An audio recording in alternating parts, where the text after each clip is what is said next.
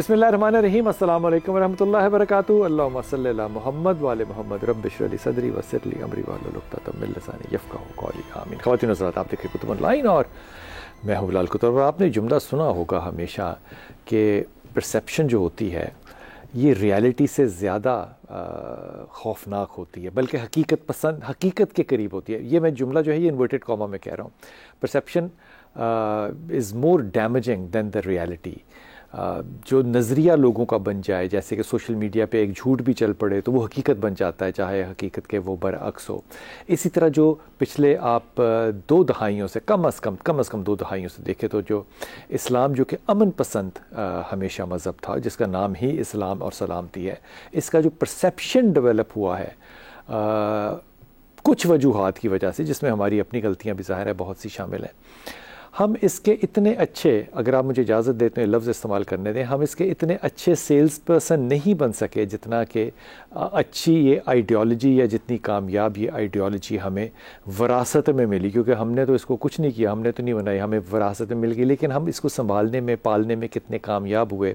اور اس وقت اگر ورلڈ ویو لیا جائے تو ہم سے لوگ، یا ہمارے حلیے سے لوگ، یا ہمارے ناموں سے لوگ جو ہیں وہ باقاعدہ ویزا ریجیکشن بھی لیتے ہیں، وہ ایئرپورٹس پہ، امیگریشن پہ رگڑے بھی کھاتے ہیں، اور ایک بیڈ امیج بھی ہے. اس میں ہمارا کمپلیٹ رول چاہے ہو نہ ہو، لیکن ہمارا کچھ نہ کچھ حصہ جو ہے وہ ضرور ہے. اس پہ بات کرتے ہیں ہمارے ڈاکٹر حماد لکھوی صاحب سے. السلام علیکم ڈاکٹر صاحب. ڈاکٹر صاحب، یہ جو ایک شدت پسندی کا جو ایک تصور یا ایک پرسیپشن ہمارے آیا، اس میں بہت سی ہماری اپنی کوتاہیاں، جیسے پچھلے دنوں جڑاوالا کے اندر ہم نے واقعہ دیکھا، وہ انتہائی بیہودہ تھا. پھر اس کے بعد آپ دیکھیے کہ آپ کو یاد ہوگا شاید پی ٹی وی میں ایک دھواں ڈرامہ تھا، بڑا ہی مشہور تھا، آپ نے دیکھا ہوگا. اس کے جو لیکھک اور اس کے جو ڈائریکٹر تھے، ان کا نام تھا، ان کا نام میں بھول گیا ہوں، عاشر عظیم جو تھے. انہوں نے CSS جو تھا وہ کوالیفائی کیا اور بڑے اچھے آفیسر رہے. لیکن پھر ان کو پاکستان چھوڑ کے کینیڈا جانا پڑا، اور یہ کینیڈا میں ٹرک چلاتے ہیں آپ. تو ظاہر ہے اب اس کے بعد دوسری طرف دیکھیے کہ ہمارے ہاں ابھی کچھ عرصہ پہلے ڈاکٹر مسعود جو ہیں، 31 سال کا نوجوان جو ہے، اس کو 18 سال کی سزا ہوئی ہے امریکہ میں، کیونکہ اس نے ایک ڈاکٹر، اور یہ ڈاکٹر جو تھے یہ اتنے قابل اور اچھے ڈاکٹر تھے کہ یہ ایک لیبارٹری کے اندر یا ایک کلینک کے اندر یہ ریسرچ کوآرڈینیٹر تھے. سو یہ نہیں آپ کہہ سکتے کہ یہ نالائق تھے، جاہل تھے، یا علم نہیں تھا. تو ان کا تعلق جو ہے وہ شدت پسند جماعتوں سے جو ہے وہ ثابت ہو گیا. انہوں نے خود بھی مان لیا، 18 سال سزا ہو گئی. اب ان چیزوں کو جب ہم دیکھتے ہیں تو لگتا ہے کہ وہ جو ہم ڈیفینڈ کرتے ہیں اپنے آپ کو، وہ شاید غلط کرتے ہیں، یا ہمارا یہ رویہ جو ہے یہ کسی واقعے نے یا حالات نے یا افغانستان کی وجہ سے یہ شدت پسند رویہ ہم میں ہے، یا ہمارا امیج ایسا بن گیا ہے؟ بسم اللہ الرحمن الرحیم.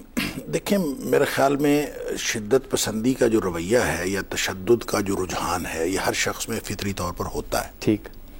اس کو اس کا جو براٹ اپ ہے جی، یا اس کا جو ماحول ہے وہ اس کو مینج کرتا ہے. ٹھیک. اور مینج کر کے اس کو ایک اچھا انسان بناتا ہے. ٹھیک. یوں کہہ لیجئے ہر انسان کے اندر حیوانیت موجود ہوتی ہے فطری طور پر، لیکن اس کے اندر جس کو شاہ ولی اللہ نے ملکیت اور بہیمیت کہا ہے کہ ہر شخص کے اندر دونوں پہلو موجود ہوتے ہیں، ملکیت کا بھی اور بہیمیت کا بھی، یعنی حیوانی بھی اور فرشتوں والی خصوصیات بھی.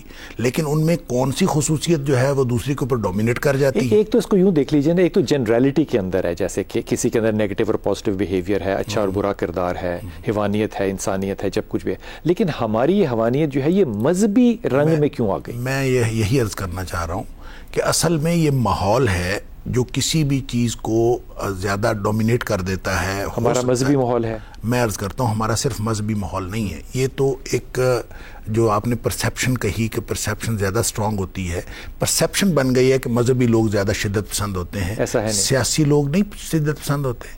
پاکستان کے اندر جتنی سیاسی شدت پسندی ہے اور جتنی سیاسی انتہا پسندی ہے وہ تو مذہبی سے بھی زیادہ ہے. اور لوگ جو ایک دوسرے کو مرنے مارنے پر تل جاتے ہیں؟ کیا الیکشنز کے اوپر لوگ قتل نہیں ہوتے؟ کیا لوگ جو ہے سیاسی طور پر ایک دوسرے کو مرنے مارنے پر نہیں تل جاتے؟ لیکن میں کسی سیاستدان کو برا کہہ لوں تو مجھے اتنا ڈر نہیں لگے گا جتنا ایک مذہبی تقاضے کو برا کہہ دوں تو آج کل تو لگتا ہے ڈر. مذہبی میں صرف جنت شامل ہو جاتی ہے اور ایک ثواب کا عنصر شامل ہو جاتا ہے، اور لوگ یعنی جنت کے نام پر جہنم خرید لیتے ہیں اور ان کو ایسا برین واش کیا جاتا ہے کہ آپ کو جنت مل جائے گی. مثال کے طور پر یہ جو واقعہ ہوا ہے جڑاوالا والے، ہم اس کو اسپیسیفکلی دیکھ لیں تو دیکھیں اس کے اندر جتنے لوگ شامل ہیں وہاں مساجد کے اندر اعلان ہوئے ہیں، حد ہو گئی ہے. مساجد کے اندر اعلان ہوئے ہیں کہ جناب آپ شامل ہو جاؤ. اس کا مطلب یہ ہے کہ اس کو پوری طرح ثواب سمجھ کے کام کیا گیا ہے، جبکہ میں یہ سمجھتا ہوں کہ مذہبی رواداری کا جو موضوع ہے یہ متروک نہیں رہا کبھی بھی، اور اس کے اوپر پوری رہنمائی شریعت اسلامیہ کی پہلے سے موجود ہے اور تمام مذاہب کے اندر موجود ہے. ڈاکٹر صاحب وہ موجود ہونے کے بعد ایگزیکیوٹ باقیوں میں ہو رہی ہے، ہم میں نہیں ہو رہی. میں یہی عرض کر رہا ہوں. میں یہاں پہ ایک ذکر کرتا چلا جاؤں کیونکہ آپ نے جڑاوالا کا ذکر کیا. جڑاوالا میں جماعت اہل حدیث نے خاص طور پہ ایک گروپ جو تھا ان کا ہمارے مسیحی بھائیوں کے پاس کیا اور انہوں نے ایک out of box solution in کو دیا. اچھا صرف یہ نہیں ہے، صرف یہ تو ایک تو مسجد والی جو ویڈیو وائرل ہو گئی ہے نا کہ انہوں نے مسجد آفر کی، اس کے علاوہ بھی آپ وہاں جو لوگ گئے ہیں میں نے ان سے حالات پوچھے، انہوں نے یہ بتایا ہے کہ اس کے ارد گرد جو جڑاوالا کے ارد گرد کچھ دیہات ہیں وہ بھی مسیحیوں کے ہیں، اور جو موب تھا وہ اس کی طرف بڑھ رہا تھا، تو مسیحی تو خود ڈرے ہوئے تھے اور وہاں مسلمانوں نے کھڑے ہو کے ان کو ڈیفینڈ کیا ہے. لیکن یہ جتنی بینڈیجز بھی کر لینا ڈاکٹر صاحب اس کا ہم ڈیفینس کر سکتے ہیں نہیں. میں یہ عرض کرتا ہوں، ڈیفینس کا معاملہ یہ ہے کہ دیکھیں مجرمانہ ذہنیت ہر جگہ پہ ہوتی ہے ڈاکٹر صاحب. مذہبی مجرمانہ بالکل ہوتی ہے، کیوں نہیں ہوتی؟ مجرم اللہ کے رسول کا نعرہ لگا کے آپ لوگوں کے گھروں میں ڈاکہ ڈالیں. آپ کا کیا خیال ہے کہ مذہبی لوگ انسان نہیں ہیں؟ اگر وہ انسان ہے تو ان کے ساتھ شیطان بھی لگا ہوا ہے. یہ سمجھی جائے گی نا کہ وہ زیادہ ریفائنڈ ہوں گے، ان کی زیادہ تربیت ہوگی. ایسا ہوتا نہیں ہے بالعموم. دیکھیں مذہبی لوگ بہت حد تک وہ ریفائنڈ ہوتے ہیں، لیکن ان میں بھی ایک مجرمانہ ذہنیت موجود ہوتی ہے. عشق رسول کے نام پہ کسی بھی چیز کے نام پہ ہو سکتی ہے. عشق رسول کے نام پہ انتہا پسندی اصل میں ہوتی ہی اس وقت ہے جب آپ کو یہ بتایا جاتا ہے. دیکھیں پاکستان کے اندر ہم جو دہشت گردی کی جنگ ہے جس کے خلاف بہت زیادہ ہمارے یہاں جو بم بلاسٹ ہوتے تھے اور سب کچھ ہوتا تھا، تو وہ لوگ جنت کمانے کے لیے ان کو برین واش کیا جاتا. ہم نے تو 30 سالوں میں سے 20 سال اس کو اون کیا نا. اب تو ہم بڑے ریسنٹلی آ کے ہم نے اس کو ڈینائی کرنا شروع کیا اور ہم سے الگ کھڑے ہوئے. پہلے تو ہم کنفیوز تھے. ایسا نہیں ہوا بلال بھائی، کوئی سب لوگوں نے اون نہیں کیا. شروع سے لے کر بہت سارے لوگ ہیں وہ بہت کلیئر ہیڈڈ تھے. ہمارے یہاں سے لوگ جہاد پہ جاتے رہے ہیں. نہیں، یہ جہاد اور چیز ہے نا. اب دیکھیں جہاد اور فساد دونوں کو آپ مکس نہ کریں. اسی جہاد کی دیکھیں اگر ریاست نے انیشیٹ کیا سے پھر یہ فساد شروع ہوا. بلال بھائی اگر ریاست نے انیشیٹ کیا ہے اور ریاست اس میں ہیلپ آؤٹ کر رہی ہے اور ریاست آپ کو ایک ڈائمنشن دے رہی ہے تو وہ تو جہاد ہے. وہ تو ریاست نے انیشیٹ کیا ہے. ریاست کر سکتی ہے، ریاست کر سکتی ہے، افراد نہیں کر اور سکتے. ریاست کر سکتی ہے اور ریاست جو ہے سیولینز کو انگیج کر سکتی ہے. لہٰذا اگر ریاست انگیج کرنا چاہتی ہے تو وہ جہاد ہے. پاکستان کی ریاست نے کبھی جہاد ڈکلیئر نہیں کیا. اچھا اگر ہم نے رشیا کے خلاف جو بھی کام کیا ہے اگر اس میں ریاست پاکستان شامل نہیں تھی تو لوگ اپنے طور پر یہ کام کرتے رہے. مجھے نہیں پتا کیسے کرتے، لیکن ریاست جو ہے وہ کبھی انہوں نے جہاد ڈکلیئر نہیں کیا. اچھا نہیں، ریاست آخر ہمارے یہاں افراد نے اور جتھوں نے ڈکلیئر کیا. اصل میں پتہ ہے کیا، یہ کنفیوز ہو جاتی سچویشن. ہم چونکہ میڈیا کے اوپر بیٹھے ہوئے ہیں شاید ہم اس طرح سے پوری بات ڈسکس نہ کر سکیں، نہ کہہ سکیں. لیکن دیکھیں پچھلی ایک دہائی سے آپ اس کو وارفیئر چینج ہوا ہے. اس کو 5th جنریشن وارفیئر یا 6th جنریشن، یہ پراکسی وار ہے.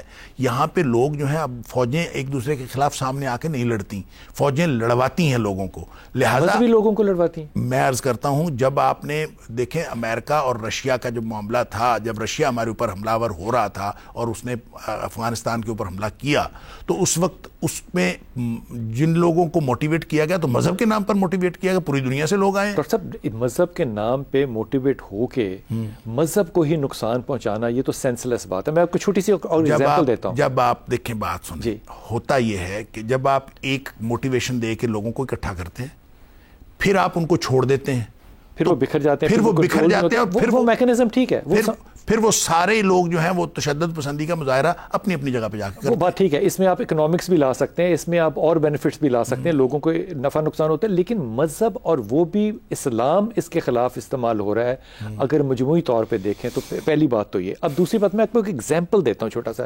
چنیوٹ میں ہے ایک چک جس کا نام ہے چک 136. اب یہ کچھ عرصہ پرانی بات ہے جو میں آپ سے عرض کر رہا ہوں. چک 136 میں ایک عورت کا انتقال ہو گیا اور ایک چک 137 کا جو کاشف تھا مولوی خطیب اس نے اس کا جنازہ پڑھا دیا. جو چک 136 کا تھا خالد بشیر اس نے کہا جنہوں نے نماز پڑھی ہے وہ تو نکاح پڑھوائے نا دوبارہ، ان کے تو گھر کے نکاح ٹوٹ. اب اس کی سب سے پہلے نکاح ٹوٹتا نا.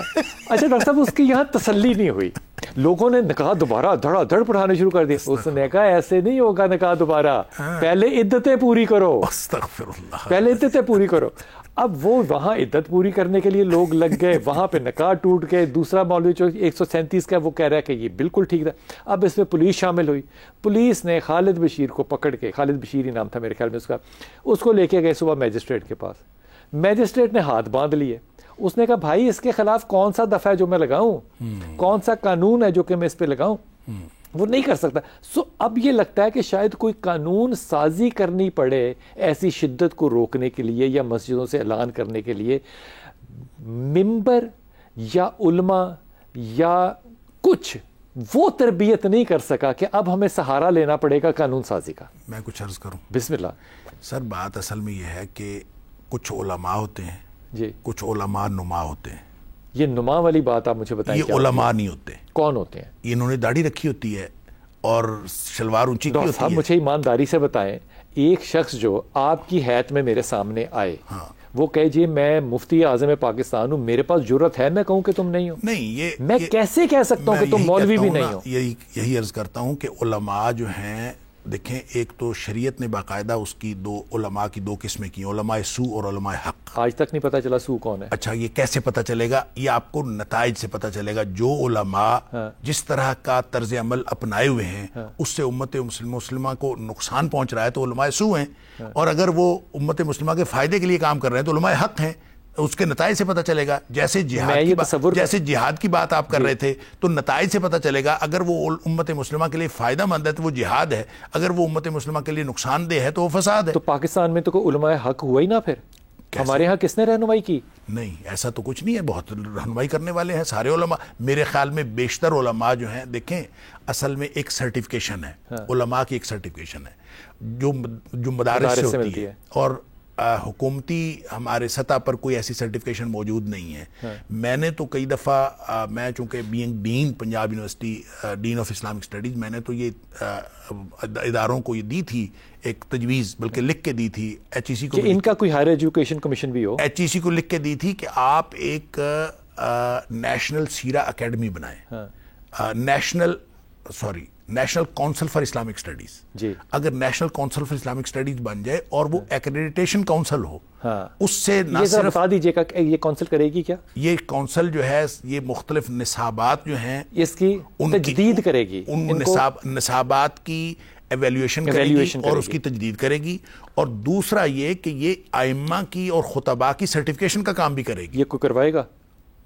کیوں نہیں کروائیں گے؟ یونیورسٹیاں کروائیں گی. جب آپ اس کے اوپر اکراس دی بورڈ لوگوں کو شامل کریں گے تو کیوں نہیں ہو سکتا کہ اگر یہ یونیورسٹیاں کریں گی اور یونیورسٹیوں کے اندر سارے یونیورسٹیوں کی ڈگریاں، پنجاب یونیورسٹی کی ڈگری بھی اس کونسل سے ایکریڈیٹیشن لے کے ڈگری کنسیڈر کی جائے گی، تو پھر کیوں نہ مدارس کی ڈگریاں بھی اس سے ایکریڈیٹیشن لیں گی؟ مدارس، اگر میں یہ کہوں نا، اگر میں فرض کیجیے گا یہ میں آرگومنٹ کے طور پہ یہ آرگومنٹ پیش کروں کہ مڈل ایسٹ کے اندر یہ پرابلمس کیوں نہیں ہیں.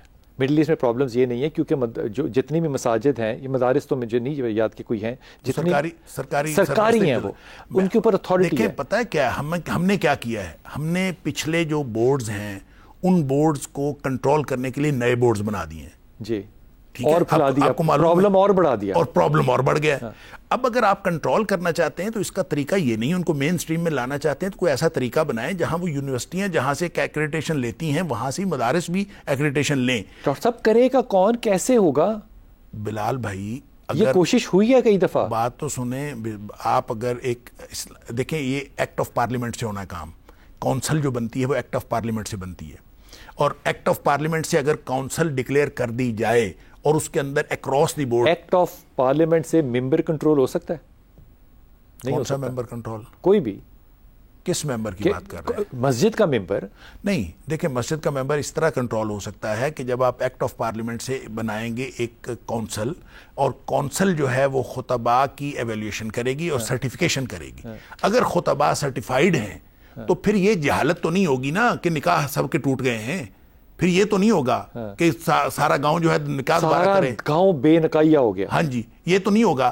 کوئی نہ کوئی سرٹیفیکیشن تو ہوگی. اب تو مسئلہ یہ ہے، تو آپ کے خیال میں یہ اب تو مسئلہ یہ ہے کہ بر صغیر کے اندر علماء کو بدنام کیا جاتا ہے. ایسے لوگ جو جاہل ہیں اور داڑھی رکھ کے، صرف داڑھی رکھ کے اور پگڑی پہن کے پاکستان کے اندر بڑا یہ ڈاکٹر صاحب کسی نے امامہ پہنا ہو، داڑھی اس کی ہو، مونچھیں جو ہیں وہ ہلکی سی کٹی ہوئی ہوں اور شلوار اس کی اونچی ہو، اس کو کون آدمی ہے جو جرأت کر سکتا ہے جو کہے کہ تو کوالیفائڈ نہیں ہے؟ یہی یا مجھے اپنی ڈگری دکھا. یہی میں عرض کرتا ہوں. کیسے ہو سکتا ہے؟ یہی میں عرض کرتا وہ ہوں. اس کے اوپر فتویٰ لگا دے گا توہین علماء کا. آپ کے پاس اگر سسٹم ہوگا نا سرکاری سطح پر، تو پھر ہر بندہ ایکریٹیشن مانگے گا، اس سے سرٹیفیکیشن مانگے گا تمہارے پاس سرٹیفکیٹ ہے کہ نہیں. تو مطلب اس وقت جو ہم جس بات پہ پہنچے وہ یہ کہ دین کو جو ہے وہ قانون سازی کنٹرول کر سکتی ہے، دین اپنے آپ کی اصلاح خود نہیں کر سکتا.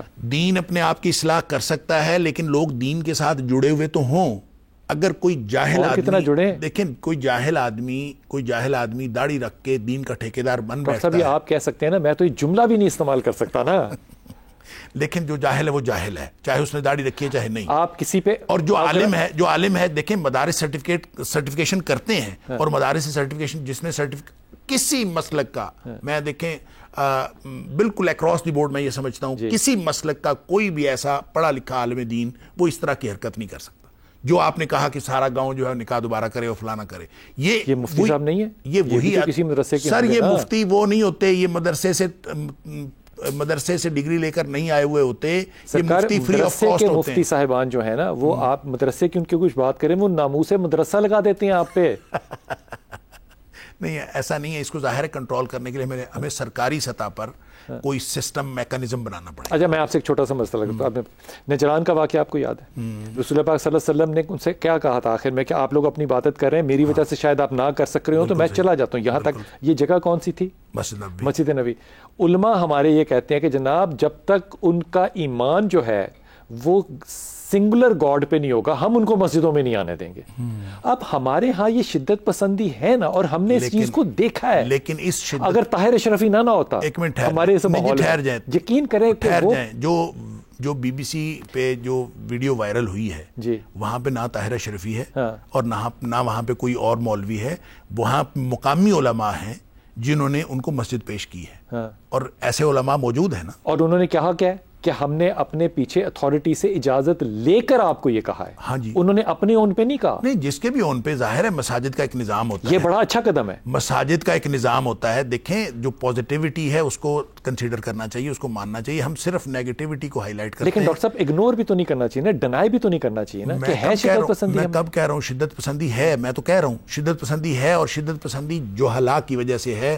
جہلا کو اپنی صفوں میں سے نکالنا پڑے گا. جہلا کی وجہ سے، یعنی کہ جہالت والوں کی جگہ. بالکل ٹھیک ہے. اس پہ واپس آ کے بریک سے نا دوبارہ بات آپ سے شروع کرتا ہوں. چھوٹا سا وقفہ، واپس آتے ہیں. بسم اللہ الرحمن الرحیم. ڈاکٹر صاحب اگر میں پچھلی تاریخ دیکھوں تو مولانا مودودی کا بڑا رحم اللہ کا بڑا کردار ہے اور بڑی کنٹریبیوشن ہے. میں 8ویں میں تھا جب میں نے ان کی تفسیر پڑھی تھی، اور میں یقین کیجئے کہ میں ان کو زندگی میں نہیں کبھی ملا. میں ان کو اپنے باپ جیسی عزت دیتا ہوں کیونکہ میں نے ان سے حاصل بہت کچھ کیا. اور ان کا دباچہ جو ہے نا وہ آج تک میری آنکھوں کے سامنے ہے، جس میں انہوں نے اس آدمی کا شکریہ ادا کیا جس نے جیل میں ڈالا. یہ ایک علم، ایک کردار. یہ غور فرمائیے. ڈاکٹر اسرار صاحب کو دیکھیے کیا کنٹریبیوشن کی انہوں نے. حالانکہ he was a graduate from king Edward medical college. 39 years کی ایج میں انہوں نے آ کے فیصلہ کیا کہ دونوں کام کٹھے نہیں چل سکتے، یا دین چل سکتا ہے یا دنیا چل سکتی ہے. میں دین کو چوز کرتا ہوں. اب یہ جو کنٹریبیوٹرز ہیں ہمارے یہاں، میں بہت سے اور لوگوں کا بھی نام لے رہا ہوں، ان کا کسی بھی مدرسے سے تعلق نہیں رہا کبھی بھی، لیکن دے ہیو کنٹریبیوٹیڈ اے لاٹ. ایسا کیوں ہے کہ ہم اتنے زیادہ محتاج ہو گئے ہیں اپنے علماء کرام سے جن کی کنٹریبیوشن ہمیں 76 سالوں میں شاید اتنی نظر نہیں آتی جتنی ان دو ہستیوں کی آتی ہے؟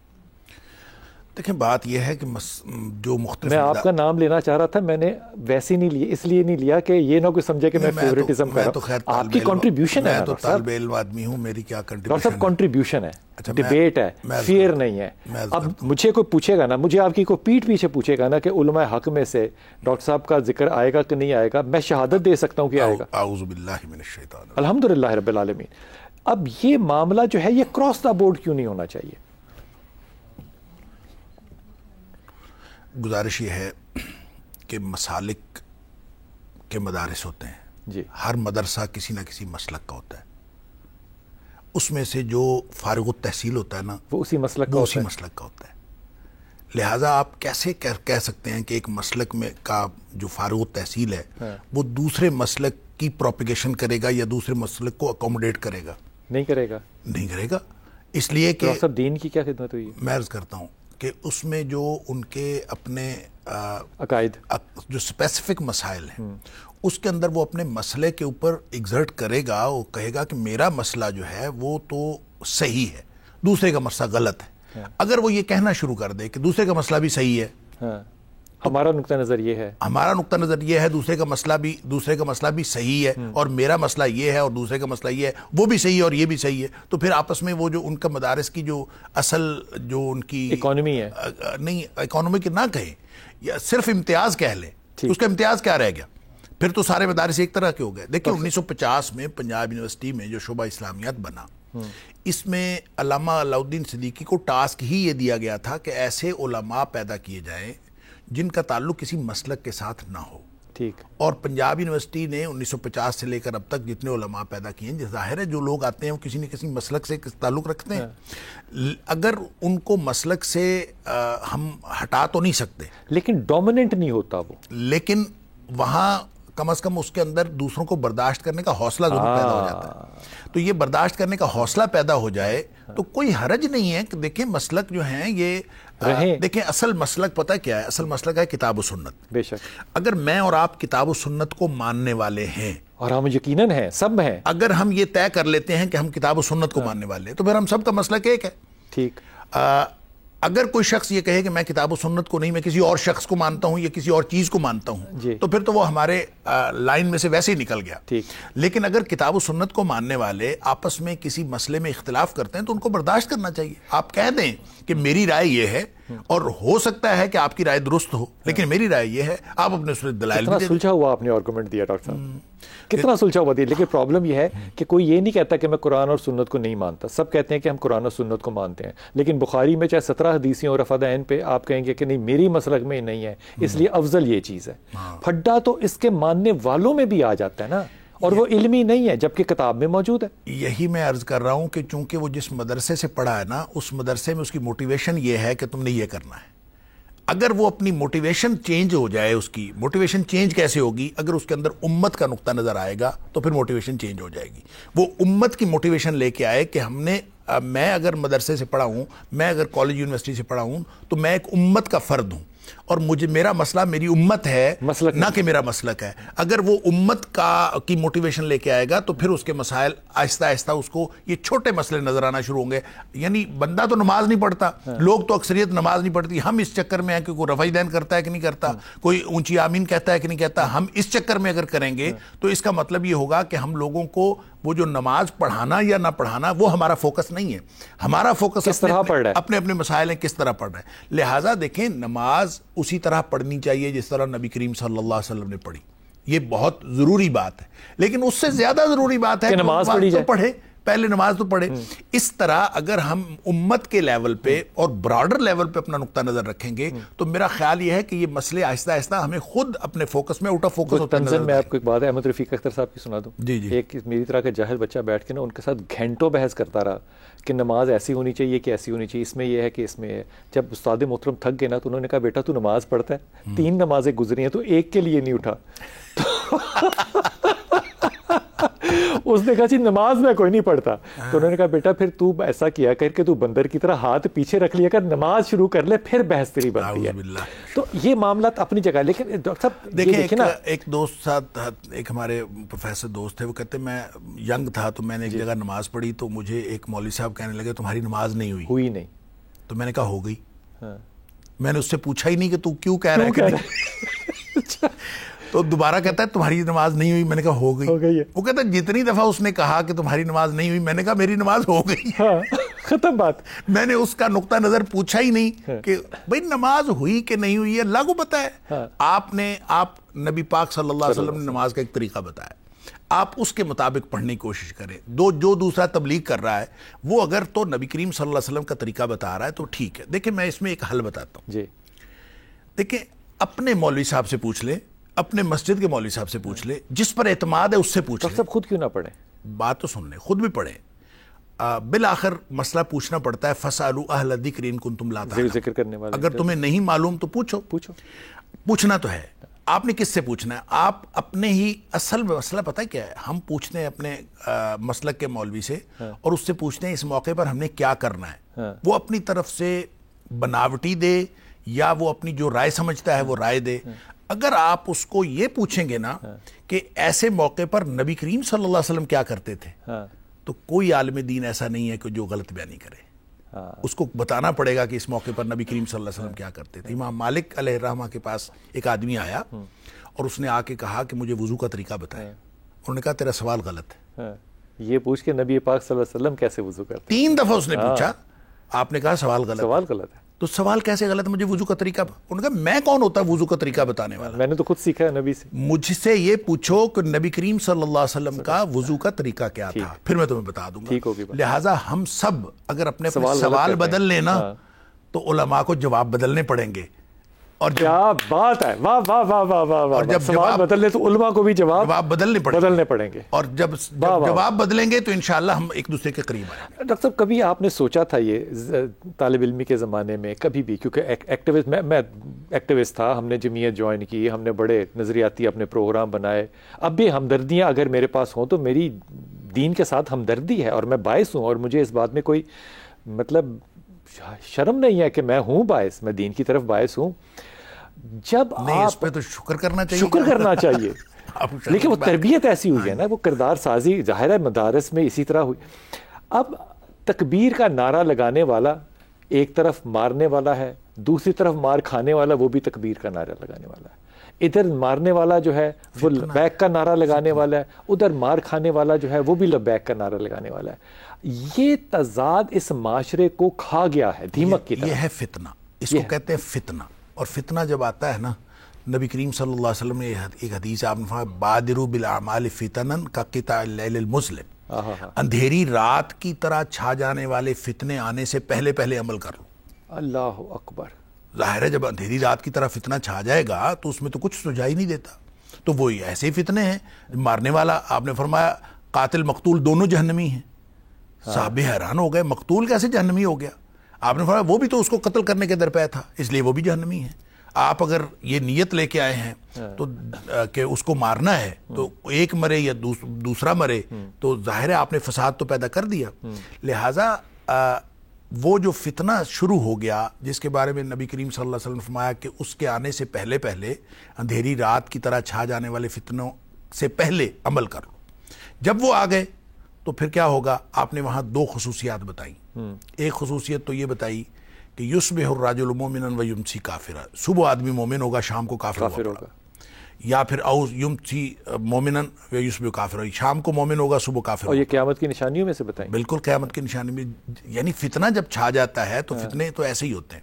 دوسری بات آپ نے فرمایا کہ وہ جو ویسٹڈ انٹرسٹ والی بات ہے, وہ جو اکانومی کی بات آپ نے کی, آپ نے فرمایا یبیع الرجل دینہ بعرض من الدنیا, کہ آدمی دنیا کے فائدے کے لیے دین بیچ ڈالے گا. میں لیتا ہوں چھوٹا سا وقفہ, اور یقین کیجئے اس وقت مجھے اتنا لطف آ رہا ہے کہ مجھے لگ رہا ہے کہ دین کی باتیں جو ہے نا وہ جس طرح ڈاکٹر صاحب کے ساتھ بیٹھتے تھے نا, اس طرح صاحب اللہ تعالیٰ انہیں کروٹ نصیب کرے, تو وہ پتہ نہیں چلتا تھا کہ رات کب گزر گئی. اللہ تعالیٰ ایسے علماء کو قائم اور دائم ہمارے سروں پہ رکھے. وقفہ لیتے ہیں, واپس آتے ہیں. بسم اللہ الرحمن الرحیم. ڈاکٹر صاحب آپ کو لگتا ہے کہ پرابلم جو ہے وہ ہماری تربیت میں رہ گیا, مساجد کے خطبوں میں رہ گیا، جبکہ سب سے زیادہ طالب علم جو ہے وہ کسی بھی مسجد کو اویلیبل ہوتا ہے فری آف کاسٹ. جمعہ کا خطبہ جو ہے اس نے سب کو دینا ہے، وہ تعلیم کر سکتا ہے. یا آپ کے خیال میں مدارس کے اندر وہ سلیبس کنسٹرکٹ نہیں ہو سکا، یا میرے خیال میں اس سے بھی زیادہ شاید ایک قدم آگے جائے، اوور کنسٹرکٹ ہوا ہے، اوور کنسٹرکٹ ہو گیا ہے، اور ہم وہ ٹیچرز ٹریننگ نہیں کر سکے جو کہ ہمیں کرنی چاہیے تھی، اور ہم نے اپنی دیواروں کو بہت بند کر لیا، ہم باہر نہیں نکل سکے. اتحاد مسلمین کی ہم بات تو کرتے ہیں، عمل نہیں کرتے.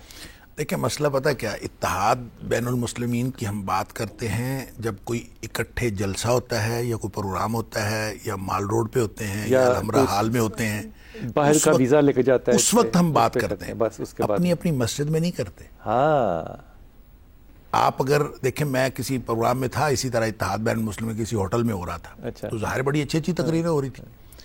تو میں اٹھ کے جانے لگا تو انہوں نے کہا جی آپ اپنے حصے کا تقریر تو کرتے جائیں. تو میں نے 2-2.5 منٹ کی تقریر کی.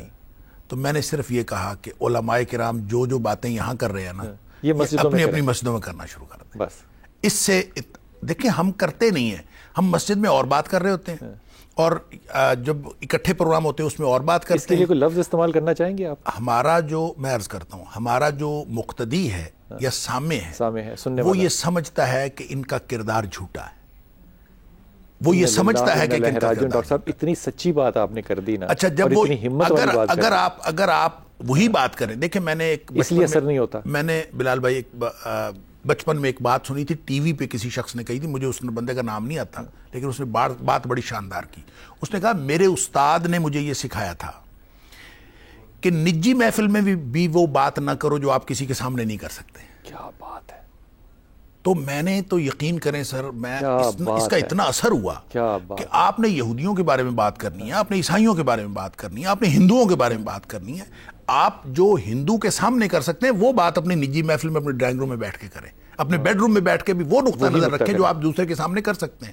اور اگر آپ نہیں کر سکتے تو پھر نہ کریں، گفتگو نہ کریں، منافقت نہ ہو. اگر آپ یہ ڈسپلن قائم کر لیں. ہم نے یہ ڈسپلن نہیں قائم کیا. ہم اپنی مسجدوں میں تو اپنے مسلک کی آبیاری کرتے ہیں اور یہ بتاتے ہیں کہ سارے مسلک غلط ہیں، ہم صحیح ہیں.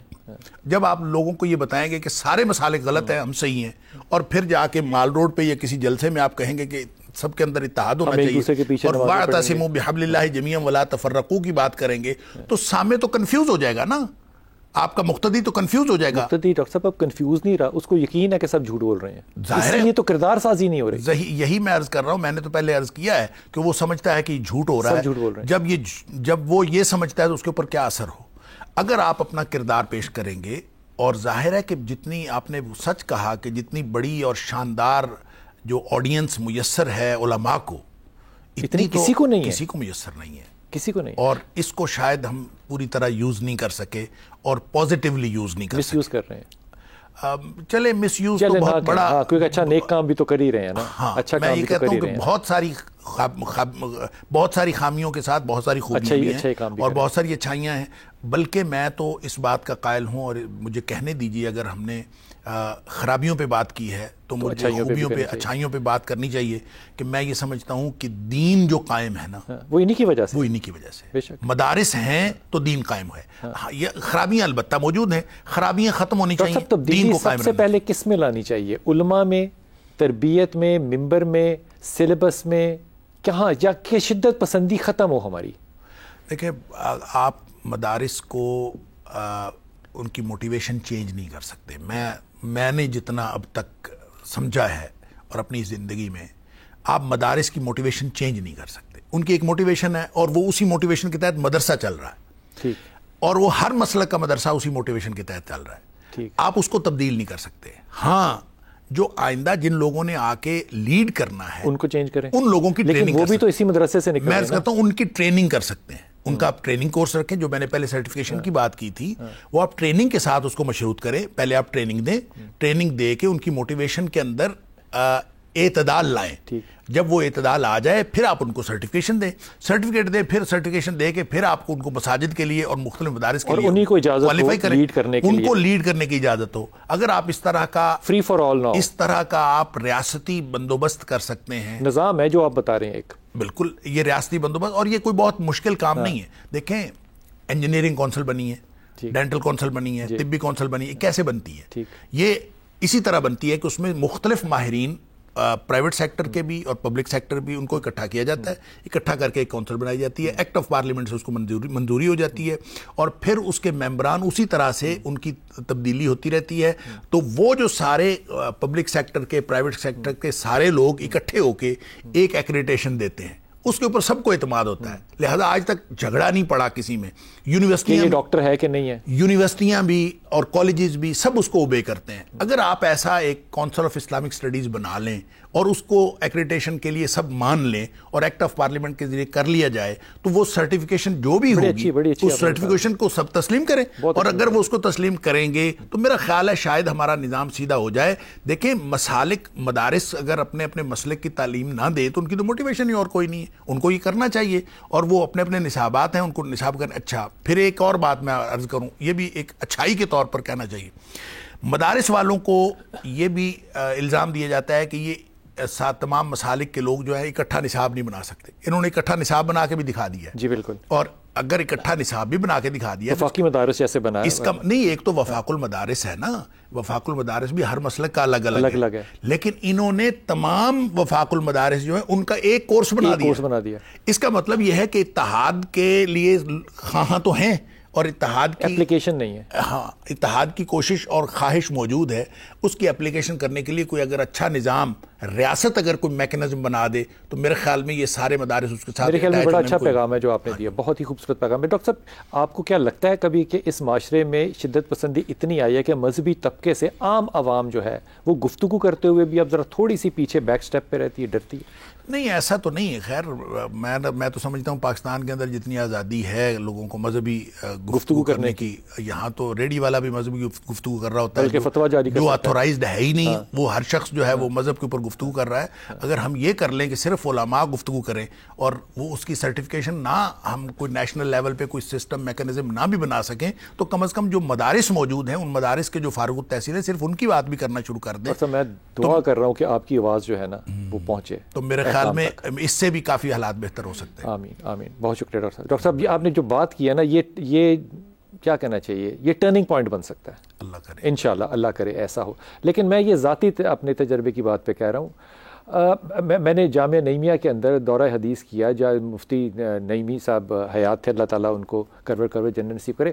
میں نے وہاں پہ کبھی طبقاتی مسالک کی بات نہیں سنی, نہ دیکھی. ہم جیسے جاہل لوگ جو تھے وہ ہر طرح کے سوال کرتے تھے. لیکن دوسری طرف اسی جامعہ میں نے ایک دفعہ راغب نعیمی صاحب کے ساتھ, ان کی طالبات اور طالب علموں کے ساتھ جب ٹاک کی, یقین کیجیے وہ گھنٹوں پہ تھی, اور میں حیران ہو گیا کہ اس لیول کا انٹیلیجنشیا جو ہے وہ ہمارے مدارس میں موجود ہے. غلطی کہیں ہم خود کر رہے ہیں.